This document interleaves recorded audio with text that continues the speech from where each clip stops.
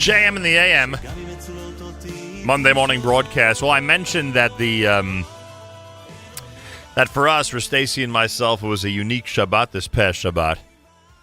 We drove the distance. When you're in Manhattan, boy, when you're used to not having to move on the Erev Shabbos to get anywhere, it was quite an experience. Took the journey out to West Hampton Beach.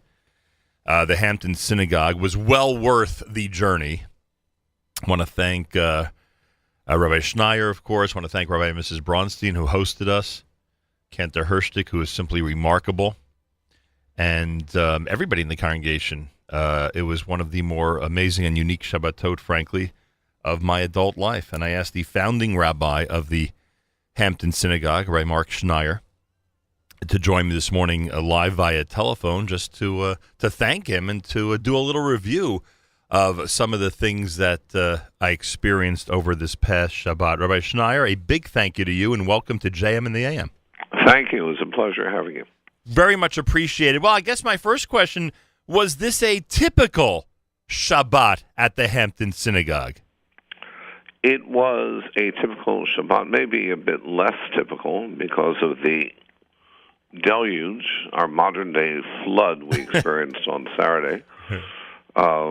Yes, we had an excess of 500 people, but typically we'd have closer to 600 or 700 people. But in terms of the quality of the service, in terms of Cantor Hirschtick and the choir, having guest personalities like we heard from New York State Controller Tom DiNapoli, having a litany of American Jewish leaders there. Yes, it was very typical. You know, it's interesting. DiNapoli's a good friend. I didn't realize how good a friend of our community he was till I heard him speak in your synagogue. He, if you recall, I refer to him as Ben Bayit at the Hampton Synagogue. He frequents our congregation. He has many friends at the synagogue. He very much inspired us the same year that New York State hit its threshold of purchasing in excess of $160 million of Israel bonds. That was the same year he challenged us to break the American synagogue record that had been $4.9 million in terms of Israel bond campaign. The Hampton Synagogue, we hold a record of $11.3 million. So we have this ongoing challenge in terms of what both New York State and the Hampton Synagogue can do for the state of Israel. So you shattered that record. Yeah, no, we shattered. In fact, you should know, 3 weeks ago we were very honored. I know, Nachum, you're very familiar with Eli Beer, the founder of United Hatzalah. Sure. And we hold the global record, that Eli was instrumental in creating the Ambu cycle. Mm-hmm. And each Ambu cycle costs $36,000. The Hampton Synagogue the last few years, we have purchased for them 42 ambulance cycles, 5 ambulances. It's a gift of over $2.4 million. And I'm just not throwing out numbers here. I think one of the unique qualities of this congregation that it's a platform for philanthropy, for helping others. Being a rabbi's son as I am, being a rabbi's son as you are, typically rabbis are very, very versed in bringing in outside institutions and organizations, somewhat concerned as to how that might impact on the financial well-being of their own congregations. Right. We created the Hampton Synagogue really to be a platform to serve others. So whether it's United Hatzalah, whether it's Israel Bonds, whether it's UJA, whether it's many institutions and hospitals in Israel, within the synagogue world, we're proud that in terms of our philanthropy, we hold record after record after record, not only here in the United States, but globally as well. Rabbi Marc Schneier with us, founding rabbi of the Hampton Synagogue. I was impressed by not just the generosity, but the enthusiastic generosity. You're surrounded by people, it seems, congregants, board members, etc., who are not just generous and have the capability to do what you just described, but they seem to have a certain energy about them, a real desire to get involved in the causes you bring in front of them. Well, the whole synagogue is about energy. It's about spirituality. I find it very disturbing that, or very unfortunate that there's so many Orthodox synagogues and institutions that on Shabbat are lacking, that sense of spirituality and the energy and the dynamism. The Hampton Synagogue experience, it's all about energy. It's all about, giving back not only to your community but to the greater community. And probably, one demographic that I'm particularly proud of, that I would say at least 3/4 of the congregation is non-Orthodox. We have a very strong Orthodox core, but yet, we attract, many, prominent, distinguished families that are not members of Orthodox synagogues, let's say back in the city, but are very active and very supportive. It's no secret that at this stage of our growth in the Hampton Synagogue, we have annually 36 families that contribute to the Hampton Synagogue between $18,000 up to $150,000 a year. That's 36 families. The phenomenon that out of the 36 families, only 7 are Orthodox. Only 7 are Shomer Shabbos. And we have this, we're latent force, not only for the Orthodox community, but for the greater Jewish community.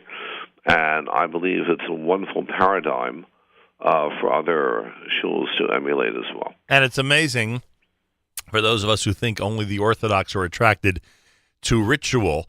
In torrential rainstorms and sometimes early morning start times, still the people you described are enthusiastic enough to be at the service and be part of it and to really experience it. Which leads to my next question. You know that we are dominated here by the world of Jewish music, and there's no question that your cantor, Netanel Hirschtig, is such an integral part, and the choir, an integral part of the service you just described. When did you know this was a good shidduch, the Hampton Synagogue and Cantor Hirschtig? Well, I think it goes back to my childhood, Nachum. In fact, when I introduced, if you recall, Saturday morning we had Izzy Tapuchi, who's right. The new president of the Birthright Foundation, and I spoke how Izzy and how we share a similar addiction, and that's for chazanas. And, cantorial music is, one of my magnificent obsessions, if not preoccupations. But it has to be done on a very, very high level. And we believe that we have, the preeminent cantor of our generation. We have the preeminent choir. It's a professional choir. All of our choir members sing in the New York Opera. We have 14 choir members. Of the 14, 7 officiate with Cantor Hirschtig every Shabbat. For the holidays, it's up to 11. Look, I think that having a good rabbi and having a good chazan is an unbeatable team. Too many rabbis. When it comes to cantors, they're insecure. Too many cantors, when it comes to rabbis, they're insecure. We have, in our 28-year history, we have a tradition of having some extraordinary chazanim. Netanel Hirschtig is now entering his 14th year at the Hampton Synagogue. And music is a very, very powerful medium. I spoke about spirituality. And when you come to the Hampton Synagogue, it's like going to Lincoln Center. The only difference is you're not a spectator, but you're a participant. But the music is on that level, and that is clearly, a source of great energy and excitement, and why people come from all over the world to experience both the Shabbat and holiday services at the Hampton Synagogue. And we'll have an opportunity to speak with Netanel before the landmark Slichos service, and Rabbi Bronstein also is going to be joining us at some point. I want to discuss with him the incredible voluminous programming that I experienced, and that seems to be part of the average Shabbat and average week at the Hampton Synagogue. I was curious about one thing, and that was the impression. The impression, and I could speak, I think, as a representative of many around the world. The impression is that the Hampton Synagogue, the way people describe the service, the sanctuary, the legendary Kiddush after davening, etc. I was expecting a structure that could hold, 1,000, 1,500 people, and I don't know what the zoning and building rules are out there in West Hampton, but was there ever a consideration that this would be, in fact, a legendary large edifice compared to the large but more modest facility that you're in? Well, again, I think it's quality over quantity. When we first built the actual sanctuary in 1994, no one ever could dream that we would enjoy such an exponential growth. I think that truth be told, we're a mid-sized congregation. Right. We're 300 families. Yes, we attract many people, many guests and visitors on the weekend, but we're a congregation of 300 families. But as a congregation of 300 families, we're this mighty latent force in terms of our commitments and our contributions to the Jewish world, to the state of Israel. So it's always been a congregation of quality, and you should also know that in synagogue culture, the more they stand, the more they come. You never want a shul with empty seats. Right. So the sanctuary seats about 350 people, then the doors open, then we have hundreds and hundreds of people sitting outside. Right, and that's impressive, even in a torrential rainstorm, how there's an overflow crowd.